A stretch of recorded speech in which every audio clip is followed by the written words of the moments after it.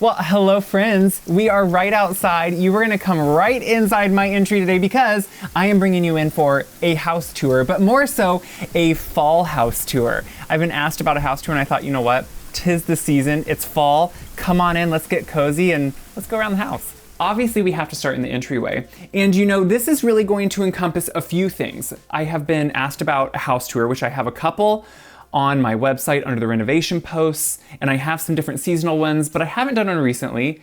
Not a lot changes because I kind of just like what I like. I don't change a lot, but I am doing one right now because it's fall. I have a few fall touches, a few maybe even Halloween touches, but I don't really go into Halloween, just on the vintage side maybe. So I thought this is a great time to have Kip and I show you around. Kip is mostly gonna hang out right there. He likes to look right outside that window. So this right here is where I was. This is where you walk into my house right through that pumpkin walkway. Yeah, that's where I set my pumpkins and my squash around and the little jack-o'-lanterns that are terracotta. And Kip likes to perch himself right here. He is a 2-bed dog. He really prefers extra cushy beds. So he likes to sit there because he can watch the driveway. He can make sure to alert if anyone comes in, and more so just kind of be really loud. So right here in my entryway, it's small, but it's mighty, and I really enjoy it because I used to not have one, and this now functions really well with all my hooks for coats, which we're getting into the season for coats. My botanical prints just kind of sit above it. I had that shelf built specifically so I could kind of just sit art against it. And then on the other side is a bench. You can sit and take off your shoes because I'm not going to argue with you. I'm a shoes off house. And this is where I just kind of put a couple things. So if you've watched recently, you do know I like to collect. So one of the antique things I collect sometimes is cast iron pieces. And this is an old cast iron cauldron. It's a cauldron shape. It's not obviously a cauldron, but it would have been used at one time. And now I think it just adds that perfect patina to fill it with pumpkins or with candy. No, I don't get trick-or-treaters, so this door does not get used for that. But it is the perfect look for that, right? And it's actual cast iron, it's not plastic, which I like. Recently, I kind of fell in love with some of the special line at Target. I don't know if you saw it, but it had a couple fun things like these owl pillows and the cat. Anyway, this is just a fun place to add a couple touches, nothing major. I think sometimes the best is less is more with most seasonal items. Now you're probably saying, wait a minute, Caleb. I've seen your Christmas. You're right, that's the time that more is more. So it just kind of depends who you are. I am full on, I think it just depends what you love. I love Christmas. Obviously I love to collect antiques. So all times of year I may be looking for antiques, but Christmas is the time that it is just like full on, why not? Do everything you can, bring it all out. And you know what? If that's what you love to do in the fall or at Halloween, go for it. I love that. I did add this year I had a few Halloween postcards framed finally. I love to collect old postcards. I don't always think I have the best way to use them, and framing them really just kind of finishes them off, and I hung them here on the wall because they're hard. Halloween ones are a little bit more rare, obviously because it wasn't as celebrated at one time, and it would have been more rare to send a postcard on it, but I just think they're so fun. So I think it's a great way to, one, protect them, but also just kind of enjoy the season.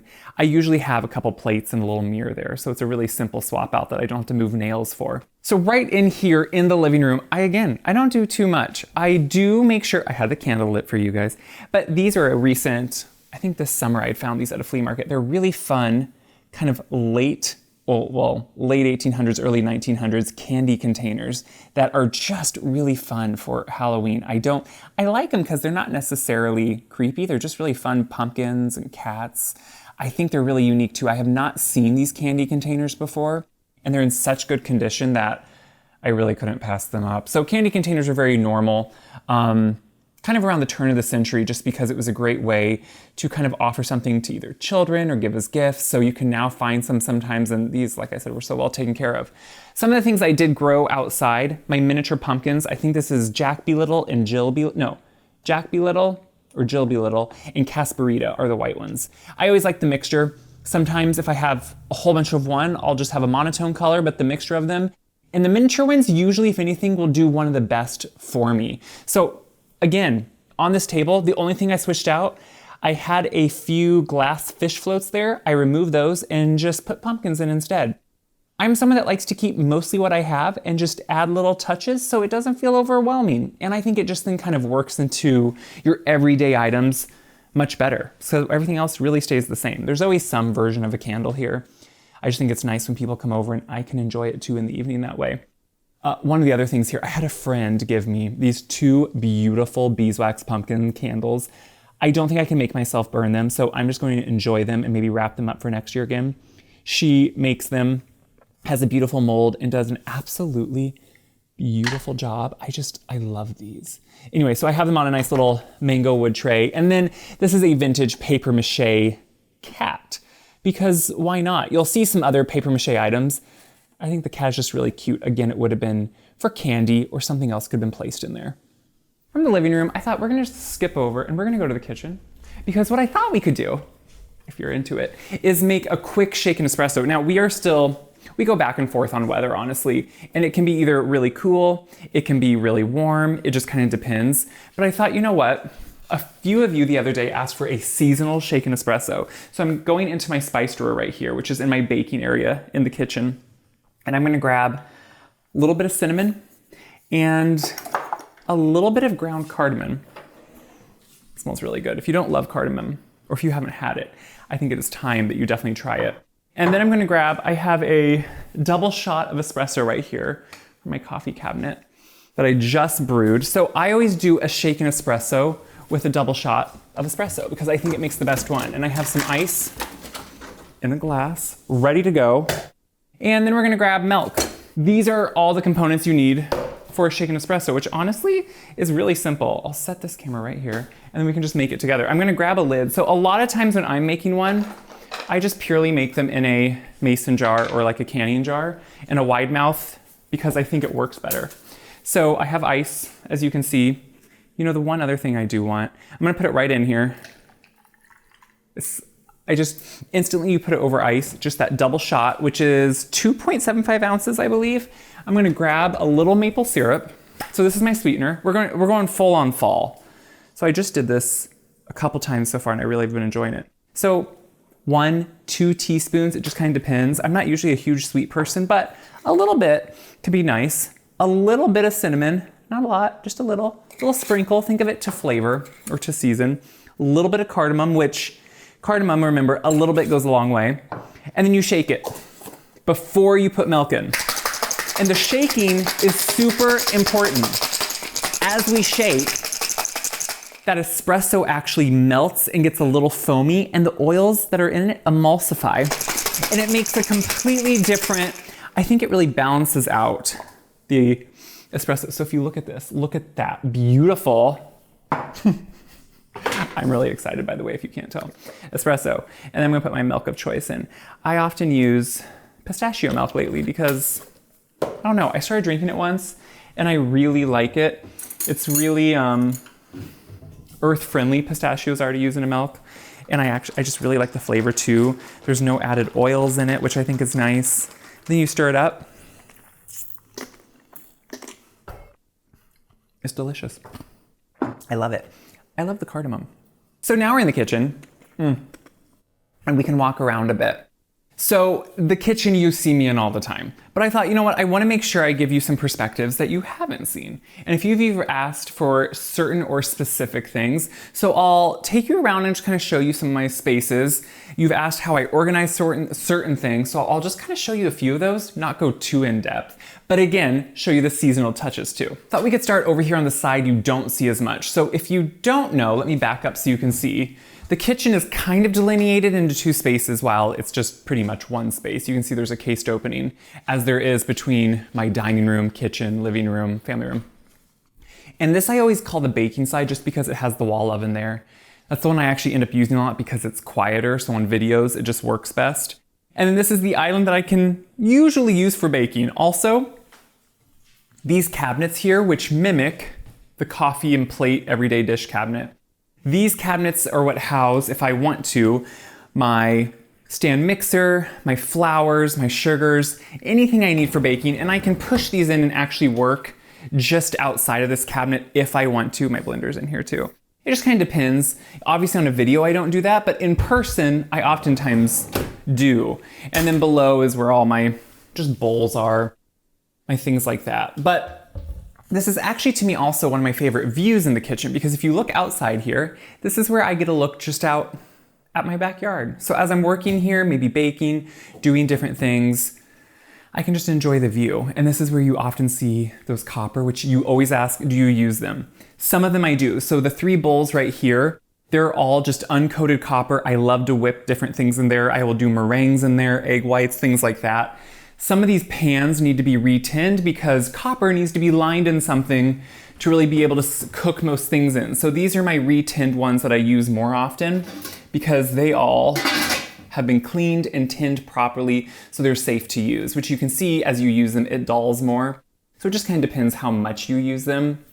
This is my pickle crock, so when I'm doing any fermenting, that is actually just sitting under there. So that's kind of what this whole area is, just ready to go for me. My big thing in the kitchen is everything needs to be very utilitarian and useful. So I'm not huge on adding tons of decor. When I have big bowls on the island, it's things I use. So we have onions always, which happen to feel very seasonal in the fall, right?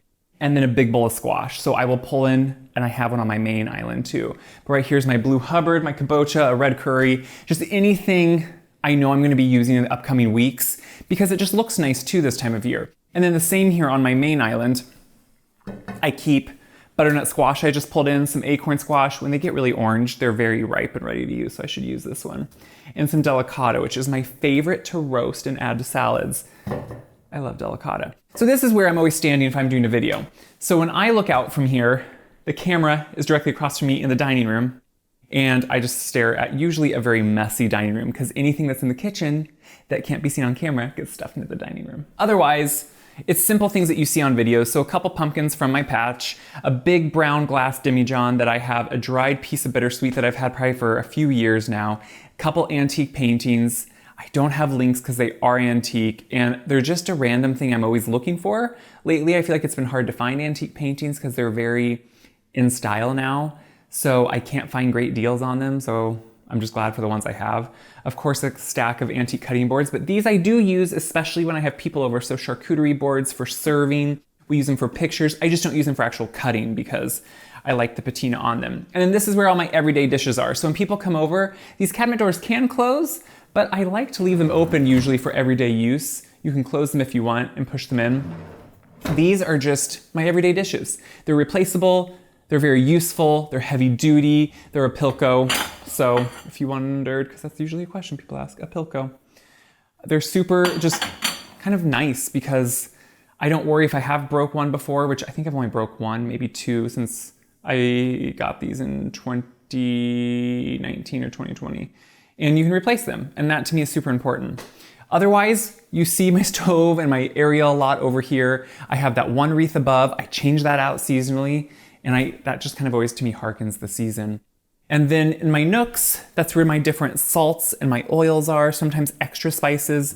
My spice drawer, yeah, it's always overflowing. And there's a few more than this yet. I keep my baking spices somewhere else. But I just, I don't decant my spices into other jars. I just don't. It just is an extra step and I don't need to. But that's where they all are, along with a few extra different salts up there and things like that. And then a couple crocks just for all the utensils. What's really nice is I kind of feel like I must be an autumnal person because a lot of the things I collect just happen to work for this time of year. A lot of the brownware, yellowware, stoneware I collect, these are all antique. Late 1800s, early 1900s. The colors work really well, but they're also colors I like year round. Now these, I don't like to scratch and use in anything that's metal, but I will use them for certain things in the kitchen. I love to use them for serving when people come over, things like that. I just don't use them on a day-to-day basis. And from the kitchen, it opens up pretty much directly, while you can sit at the island, and that's a nightly thing we do. It opens up directly here into the dining room. The dining room is where if I'm having any friends over, or if it's at Christmas and I'm having a dinner party, if it's a cocktail party, it's usually just kind of wherever you want to go. But if it's a dinner party, it is in here. So this really gets a lot of use. And honestly, you will see in the upcoming holiday magazine that the dining room gets kind of front and center in some different tablescape ideas I did for Thanksgiving. So purely, this is a room I really enjoy and I really love. And it's also one I just do a couple things to, because you see all parts of the house at once, so I don't want anything to be overwhelming. So it's a wood table, it can open up. It's a little tight when it opens up, but I definitely do sometimes. And these are if you remember, at my birthday, my sister gave me, she has a neighbor whose dad makes the most beautiful artisan pumpkins. He hand carves them, and they have such a fun patina. Each one's a little unique with a little stem. I love to mix them with, so I just started collecting last year. It's paper mache corn that was used as decoys for hunting. It's an old antique, but I think it's really fun. So I started collecting kind of some random decoy corn then that I just like to mix in kind of as a harvest bowl. What's nice is to have some pieces that obviously get saved year to year, and you don't have to worry about having something spoil or go bad, especially in an antique dough bowl. So this bowl is a beautiful early dough bowl with great kind of worn handles. I don't like to put real pumpkins in it just in case one would spoil. I leave them, and that way these wood ones obviously can't. Otherwise, I don't really change much in here. I did put those glass demijohns up there, probably late summer, and those kind of really fit well for different times of the year. Sometimes I switch that out at Christmas, sometimes I don't. I have a knack that I want to, I think, switch out that platter here sometime soon. But everything else is just kind of always there. My jadeite collection is restaurant ware, and I kind of just like to keep that there all the time. And then I have a ZZ plant. So this is that dark, beautiful midnight color ZZ plant, because it takes little maintenance, little care, and just lives. So from the dining room, you can see, again, that same cased opening feel here into the living room where we already were that comes off the entryway, and then the same again into the family room. So these two cased openings, actually none of them really existed prior to 2019. The house had different iterations over the years. And when I remodeled the first floor, I opened it up, but also added more delineation between spaces. So where this cased opening wasn't there, the header appeared when we were putting the ceiling back to 9 foot, and it allowed for the space to be able to have a nice cased opening. So you kind of felt like it could be old. I think it's a great way in old houses to be able to open them up, but still make them feel old, is to add these cased openings with correct trim. So it really delineates your spaces, makes you still feel like there's different rooms, but they flow really well, which is really nice. So now we're here in the TV room, where I am most evenings. If I'm going to watch TV, it's going to be in here. It's a very cozy room, and that's what I really love about it. You can see how you see it right from the living room. Have two leather chairs, which, see, you couldn't put much furniture in here before because there was a wall here. And opening it up, you could tell that there was some French doors there at one time, but opening it up fully just allows so you can put some more furniture here. You can actually fit more people, which is nice. Above the TV, I do have then quite a few of my paper mache Halloween collection. I don't have them all, but I have quite a few out. It's hard to find them with the faces, and some of them I don't know if they're original or if they're reproduction faces. All the paper mache pieces are original. But these are really fun because, so they're from probably the 40s to 50s, kind of early 40s. What I love about them is they're so unique. Each one can be individual. I know some people think they're scary or creepy. I think it's what you put into it. I don't find them creepy. I find them really fun, and I find that it's lucky when you find them in good condition because they were used. Kids used them. Sometimes people put candles in them and they caught on fire, or they got really bad wax stains. So all of them, I'm really excited that if you haven't seen in one here, let me show you, see if I can show you inside of one. See, they're just paper mache with a paper insert. So if I do ever, I have put some electric candles in them before, which does light them up nicely, but otherwise I just really enjoy them. I think they're really unique, and I think it's a fun way to kind of feel the season. And then mixed in with that traveler's pottery, kind of that thick glazed pottery, and some nice woven baskets is always, to me, just fun. Over here on the side, I have a smaller cast iron cauldron. I think this mini one is so cute. And it just has a few little gourds in it from the field, from the pumpkin patch. I just think there's something special. I don't know. Adding, when you collect little cast iron pieces, it's so easy to find ways to use them. You could even put your fun fall mix in them if you want some peanuts and candy corns and things like that when you're having people over. It's just easy. And then I always, in most rooms, will have a basket with blankets. I live in an old house, so in the middle of winter, even though it's warm in the house, it could still feel cold, sometimes a little drafty. So having blankets is really important. Otherwise, you can see it's just an area that's cozy, that I can sit, that I can read, watch TV, kind of just enjoy. Well, we've done the first floor, minus the bathroom, which is a bathroom. But I thought, why not? Let's go upstairs. You guys have seen the upstairs, but I think you haven't maybe seen it in fall. So the upstairs, you remember, I did a tour on this. There is a second floor renovation tour that went up earlier this year. But right now, it's just kind of sitting in its little autumnal mode, which I really enjoy. So if you remember, one of the big things for me was having storage spaces. So some of those items and storage areas were built in, and added specifically for storage, but also to be able to put some of my favorite things. So not only for books, but also you can see kind of just for my different collections. So up here in the hallway, I have some more paper mache, and you can see that these paper mache pieces do not have the inserts. It was very normal that over the years, those would either get too brittle and just break apart, or they just, I don't know, got burned up or who knows. But these do not have them. So I kind of put these pieces upstairs. I really like them still. The cat, little pumpkins. I don't know, it still looked really pretty with a electric candle in it. Obviously not a real candle. You know, I had one once that you could tell had damage from a candle, which I don't know why someone would have thought you could put a candle in it, but they did. My whole upstairs obviously flows together, but I will admit, in the one bedroom this summer when I was visiting my sister for our birthdays in Virginia, I found a piece of art. Do you see it back there? That it does, I think what's fun is it feels very autumnal when you see it in autumn or in the fall with those oranges, which I pulled really well with the colors I already had in that room. What's fun is each time of year, that painting just offers a different, I think it was from the 60s, that painting. It has the papers with it, but it kind of pulls whatever season is around. So those yellows and blues come out at different times. But right now with the change in the colors, you're really noticing that feel, which I really love. So we're walking right here into the office where pretty much I'm working, if I'm writing any type of post, getting some recipe development ready before I'm in the testing phase or something like that. And what it really, that's the point of this renovation was when we did this, was so there was a place to sit and to work that was very work oriented, because before it was never like really what felt like going to a desk and sitting down. And for me, that was really important. So my desk is always a little smaller and has lots of stuff around it. You can see I just always have maybe a few books. A wonderful follower sent me this beautiful cast iron doorstop that kind of looks like Kip. It might be a Boston, but I think it still has the lines of Kip, and I love that. A little pumpkin, of course, and my laptop. And then my recipe book if I need to write things down. Most of it now I have been typing recently, but I did used to write everything down by hand first, so it just kind of depends. Then the other side you can see, finishing up that beautiful holiday magazine, guys. I am so excited for this one.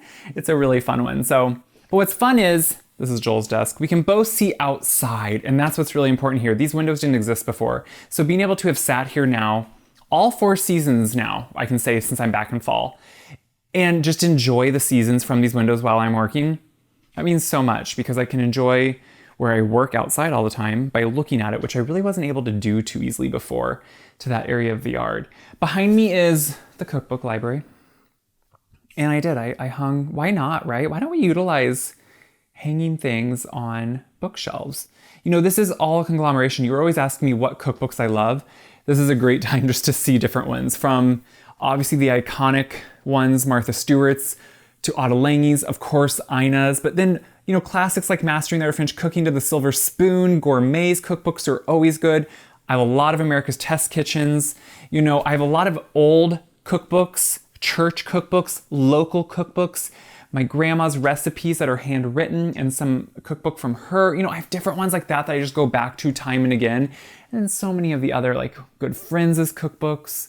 There's so many books. How can you go wrong with them? And I always want more. They're fun to reference. They're fun to look through. You can read them like a book. I don't know. Anyway, this is a great place because I can grab it. I can sit down here, which I do on occasion, and actually just kind of read through more leisurely unless I'm actually trying to research actively. It's just kind of a fun place to be able to enjoy. You know, the bedrooms, I don't do a lot, so I wasn't really gonna focus on those. They really just are bedrooms, and I don't, other than Christmas, which you will see this year, I always do a tour, they don't really get decorated seasonally. But I did think we could go over just quickly here to the bathroom. I know after I say downstairs, it's just a bathroom, but this is the bathroom I use all the time. So I do a couple things just because I'm someone that wants to feel every season.